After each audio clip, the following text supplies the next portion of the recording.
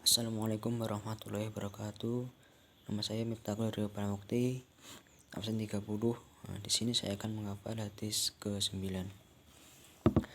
A'udzubillahi minasyaitonir rajim. Bismillahirrahmanirrahim. Ana Abi Sholihi an Abu Hurairah qala Rasulullah sallallahu alaihi wasallam wa majtama'a qaumun fi baitin min buyutillahi yatluna kitaballahu wa yatadarasunahu bainahum illa nazalat alaihimus sakinatu wa khasyiyatumur rahmah wa hafathumul malaikatu wa zakarahumullahu fiman indahu. Diriwayatkan dari Abu Sulaih dan Abu Hurairah. Beliau berkata, Rasul sallallahu alaihi wasallam bersabda, tidak berkumpul suatu kaum di suatu rumah dari rumah ke rumah. Mereka membaca kitab Allah dan mempelajarinya bersama-sama, melainkan turun pada mereka ketenangan dan juga diliputi rahmat dan juga dikepung para malaikat yang disebut Allah di hadapan makhluk atau malaikat di sisinya. Hadis riwayat Imam Muslim.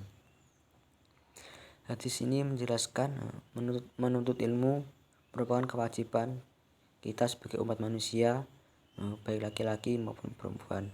Dengan menuntut ilmu itu, pengetahuan kita akan bertambah dan ilmu tersebut akan bermanfaat untuk kita nantinya.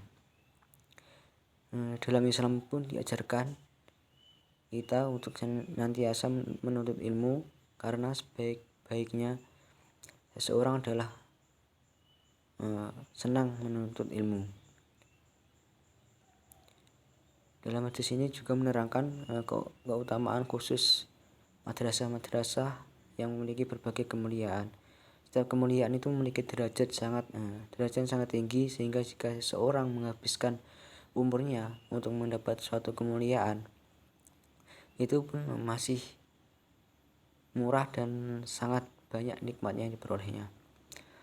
Khususnya keutamaan terakhir yaitu akan disebut-sebut di majelis Allah. Adapun 5 keutamaan yang disebutkan bagi orang yang duduk di rumah Allah dan mempelajari kitab Allah. Yang pertama yaitu dia akan dimudahkan jalannya Allah menuju surganya. Adapun sabda Rasulullah SAW, barang siapa yang menempuh jalan menuntut ilmu, maka Allah akan memudahkan jalan menuju surga. Yang kedua yaitu mendapat ketenangan, rahmat dan dimuliakan para malaikat. Orang yang membaca Al-Quran di masjid disebut Rasulullah SAW akan mendapat ketenangan, rahmat dan pemuliaan dari para malaikat. Yang ketiga yaitu merupakan jihad fisabilillah. Orang yang berangkat ke masjid untuk menuntut ilmu dan datang ke majelis ilmu dianggap sebagai jihad fisabilillah. Yang keempat yaitu dicatat sebagai orang sholat hingga kembali ke rumah.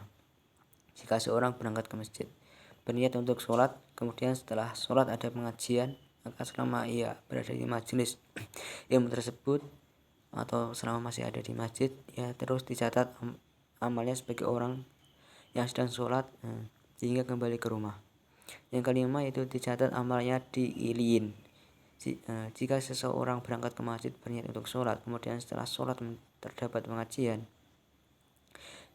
hingga waktu maghrib dan isya, maka ia terus dicatat amalan kebaikan yang ia lakukan di masjid atau disebut iliin. Mungkin itu penjelasan hadis dari kami. Wassalamualaikum warahmatullahi wabarakatuh.